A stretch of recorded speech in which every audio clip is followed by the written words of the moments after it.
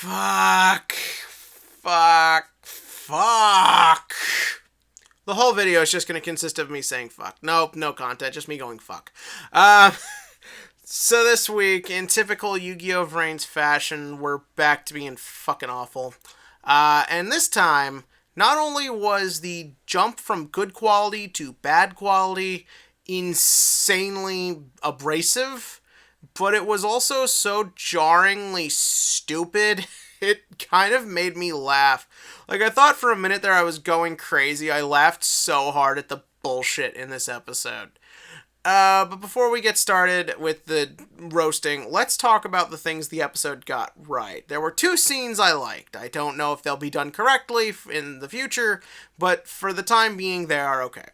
I liked Earth saving Aqua. Don't get me wrong, the fact that once again another female character in the show was built up as being important only for it mostly just to amount to needing to be saved by a male hero and then turning into motivation for said male hero is once again annoying. But I like the fact that when Earth saved her, it was in a way unique to him. You definitely felt like that is his personality. Like, he is the one most straightforward in his beliefs, he is the most straightforward, simple thinker, and he is the one who will follow his convictions through the most. So therefore, that results in him not estimating there's a trap. That does not result in him wanting to find a way around a trap. It is simply, I will power through this. I will take the pain. I will do what it takes to get her out. We don't have time. I need to hurry. Again, it's different from how everyone else would deal with things, and considering the Ignises are the only well-defined characters in this whole show, it really is just a nice compliment to the way they are. The next two scenes are fucking stupid, as one consists of basically getting rid of the consequences of his actions without doing anything with it, and the other, we'll get to that.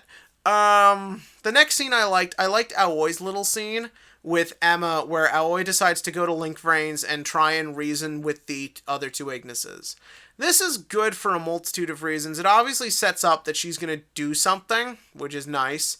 If I were to take a guess, she's probably going to be the one who finds Aqua and then might bond with her, or Soul Burner will just find Aqua and will still continue to be bad.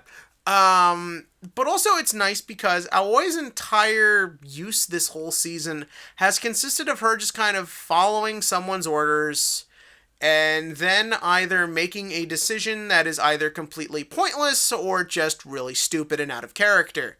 But no, this makes sense. Aoi, out of her little group, out of her little trio, is definitely the one who is the most human in a lot of ways. Emma and Akira always feel like they need to manipulate people. Rather, it's by choice or feeling of necessity. Aoi is the only one who recognizes that they should try and talk to the Ignises. They should work with the Ignises. Just like in her last appearance, she's the one who definitely treats Playmaker most like a human and definitely tries to think of him on a human level. It shows her maturity and it shows her growth, and you can even make the argument it shows how she's learned from her previous mistake. Instead of trying to jump in and prove she can be just as forceful as her brother or Emma, she decides to take a very her approach to it. It's a nice bit, and I hope it does work out for the best. Okay, now that we did that, let's talk about the fucking shit. First up, why does Earth need the flying tree guy? Likewise, why does Windy need a manservant? Why does Lightning need a manservant? Is it really that hard to get behind the idea in this show that these weird little imp things can just have their cards in front of them and some sort of weird field thing going on? Why do they need these weird human-sized servants? It just kind of looks sort of ridiculous, and it's pretty pointless considering they can fly! Like, they can fly! Which gets us into the next problem. Earth just pushes Aqua off the board and just sends her spiraling to death. She can fly! Why doesn't she just fly back to him? Just like, what the fuck, dude? This is fucking ridiculous. Like, you're just like, she'll be fine. It's not like she's one of the most sought after beings in the internet. You know, it's not like two major criminal lunatic organizations are after all six of us. She'll be fine. And then what happens? She's not fine, because Go goes straight for her. I literally could not stop laughing. And so then Earth goes to duel him, which makes you wonder, why did he push Aqua in the first place if we're just going to the logical conclusion that would have happened if Go just caught up to the two of them?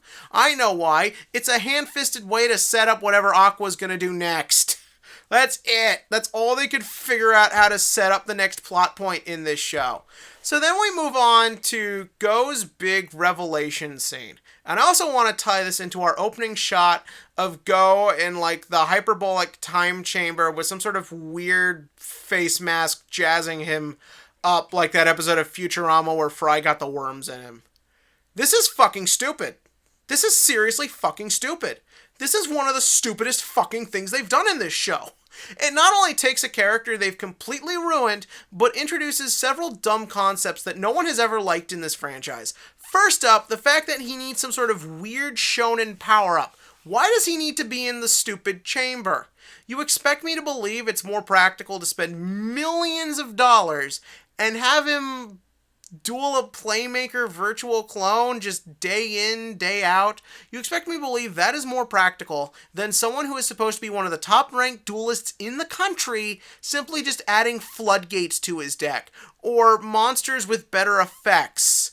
Like, that's the thing. When you had Go change his deck to the Dino Wrestlers, you can make the argument that Dino Wrestlers were more vicious looking, thus reflecting his new personality. So why not just do it again? It's not like anyone cares about Dino Wrestlers besides the fucking Cyber Dragon one. Like, who fucking cares? And then you get the whole thing with him being skinny. And obviously, him being skinny is very clearly supposed to be a visual cue. It's supposed to immediately drive home the fact that he's not right. He's done something bad to himself, and it's put him in a spot where we should be worried about him.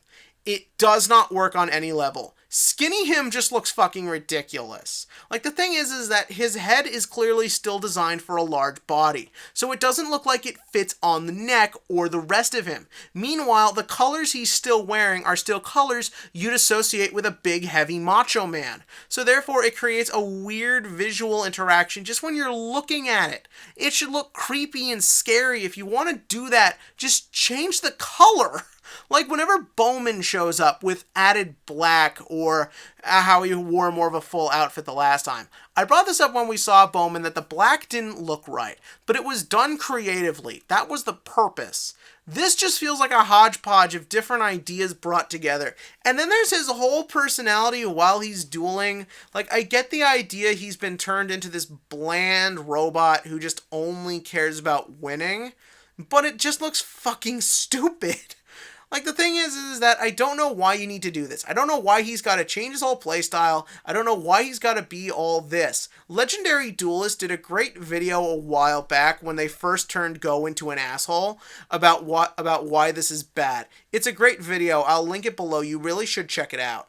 But the thing is, what it ultimately comes down to is they don't know what to do with Go, so then they turn him into a henchman, but that's not enough, so you've got to make it he's turned into a weird robot who has the stupidest fucking power I've ever heard. He just goes, brain hack, and we go into his head and see what's going on, and I don't know if it's going to turn out he's been physically cyberized or something. It probably won't, and they'll just return him to status quo in 3 weeks.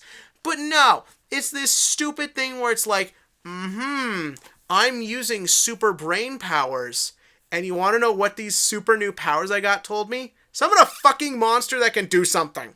This is why shonen power-ups don't really work in Yu-Gi-Oh!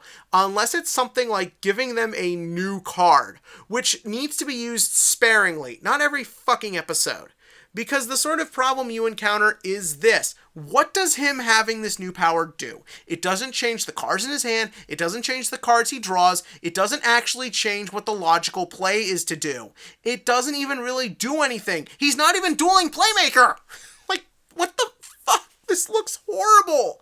Like, oh my god, whose idea is this? Why is this constantly happening? Why do we go from some of the most unique writing we've seen in Yu-Gi-Oh! With really well-executed high concepts to just this dumb, mediocre bullshit?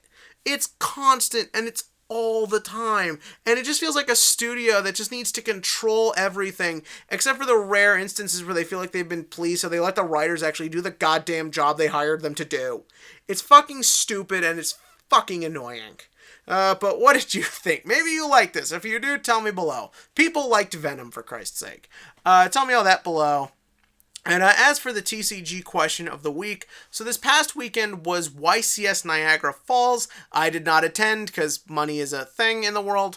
And, well, Thunder Dragons actually overperformed. I was shocked. I wasn't really expecting that much out of the deck. Not that I don't think the deck is good or a good counter for the meta. It's both those things, but I just thought that with its different playstyle and all that, and with the fact that it was kind of losing steam in the popularity polls, I thought it just wouldn't do much just from low representation. But clearly everyone felt otherwise and piloted the deck to a very impressive opening weekend for it. But do you think this will continue?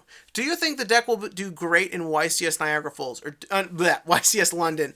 Or do you think the fact that everyone is now expecting it will be the deck's downfall? Because I'm not even really sure at this point. And tell me that below. And as always, click to like, click to subscribe, and join me next week for more spiraling anger and potential alcohol.